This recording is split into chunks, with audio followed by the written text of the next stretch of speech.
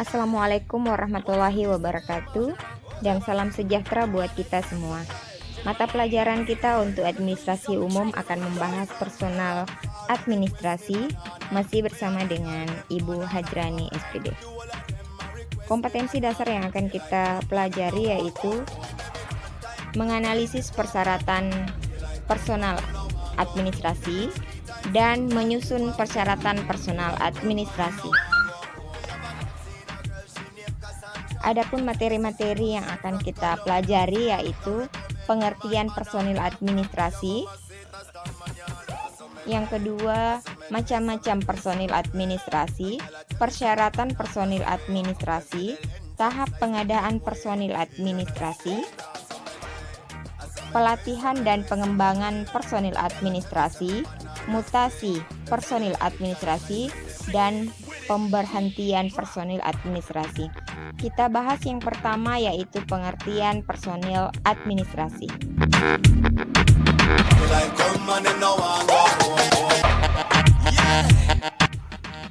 Personil administrasi atau lebih dikenal dengan nama personil kantor adalah orang-orang atau karyawan yang menjalankan pekerjaan dalam suatu organisasi atau kantor, baik itu pemerintahan atau swasta, untuk mencapai suatu tujuan tertentu dengan mendapat imbalan jasa berupa gaji dan tunjangan. Materi yang kedua yaitu macam-macam personil administrasi. Personil administrasi ada yang kita kenal dengan nama administrator atau petugas pelaksana administrasi, yaitu orang yang menentukan garis-garis besar kebijakan dan tujuan yang harus dijalankan oleh kantor sebagai pedoman dalam melaksanakan kegiatan untuk mencapai tujuan yang telah ditetapkan. Yang kedua ada manajer, yaitu orang yang memimpin pelaksanaan kerja, menggerakkan orang lain atau para staf, mengelola dan mendayagunakan uang, peralatan, sarana dan prasarana kantor untuk mencapai tujuan yang telah ditetapkan pula. Staf adalah para tenaga ahli yang karena kecakapan dan kemampuan dalam bidangnya bertugas membantu administrator dan manajer dalam melaksanakan pekerjaan-pekerjaan kantor.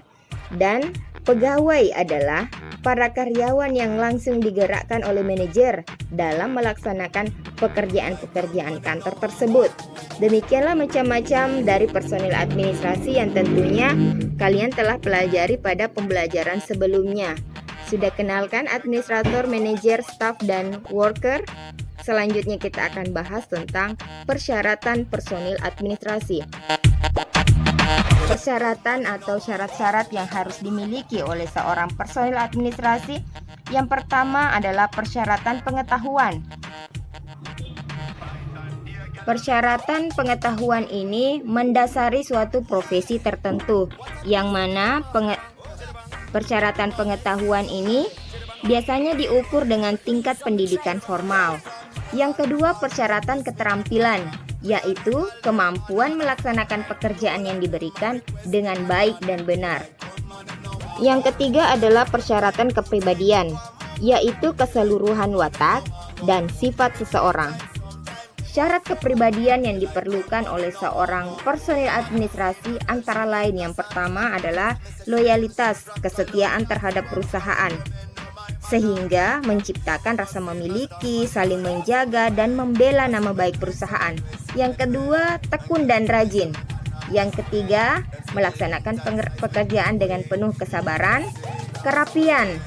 Kerapian dimaksudkan dalam setiap pekerjaan harus dilakukan dengan baik, tertata rapi, dan tidak berantakan. Terakhir adalah dapat menyimpan rahasia. Dapat menyimpan rahasia dimaksudkan agar personil administrasi dapat menjaga dan menyimpan rahasia perusahaan.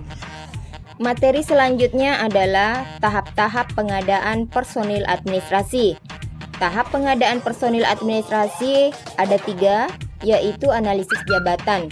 Yang dimaksudkan ke analisis jabatan adalah kegiatan untuk menganalisis tugas, kewajiban dan tanggung jawab dari suatu jabatan atau pekerjaan. Yang kedua adalah rekrutmen, yaitu proses untuk mencari tenaga kerja sesuai dengan jenis jabatan yang diperlukan dalam suatu perusahaan atau instansi, baik instansi swasta maupun pemerintah. Yang ketiga adalah seleksi. Menurut Kamus Besar Bahasa Indonesia, seleksi adalah pemilihan untuk mendapatkan yang terbaik, atau secara umum seleksi adalah tahapan kegiatan suatu perusahaan dalam rangka memiliki karyawan yang berkualitas dan profesional sehingga pembinaan, pengembangan, dan pengaturan karyawan menjadi lebih baik. Materi selanjutnya adalah pelatihan dan pengembangan personil kantor. Yang harus diperhatikan adalah sasaran dan tujuan pelatihan dan pengembangan harus disesuaikan dengan sasaran dan tujuan yang akan dicapai.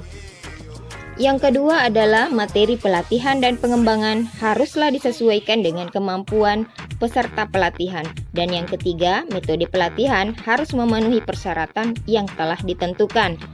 Selanjutnya materi mutasi personil administrasi. Mutasi personil administrasi ada yang dikenal dengan mutasi horizontal, yaitu pemindahan karyawan dari satu posisi atau jabatan ke posisi yang lain yang setara tanpa diikuti dengan kenaikan atau penurunan jabatan. Mutasi vertikal. Mutasi vertikal ada dua. Yang pertama promosi. Pemindahan karyawan dari satu jabatan ke jabatan yang lain yang lebih tinggi, disertai dengan wewenang dan tanggung jawab yang lebih besar. Yang kedua adalah demosi, yaitu pemindahan karyawan dari satu jabatan ke jabatan yang lain yang lebih rendah. Materi yang terakhir adalah pemberhentian personil administrasi. Pemberhentian personil administrasi, tingkatan pemberhentian dari pihak perusahaan ada dua macam. Yang pertama adalah pemberhentian dengan hormat dan pemberhentian dengan tidak hormat. Terkadang kita mendengar istilah pensiun dan PHK. Apa yang membedakan pensiun dan PHK? Pemberhentian karyawan swasta dikenal dengan istilah PHK, sedangkan pemberhentian karyawan negeri dikenal dengan istilah pensiun. Demikianlah materi kita untuk personil administrasi kali ini. Semoga bermanfaat dan membawa berkah buat semuanya. Wabillahi taufiq wal hidayah. Wassalamualaikum warahmatullahi wabarakatuh.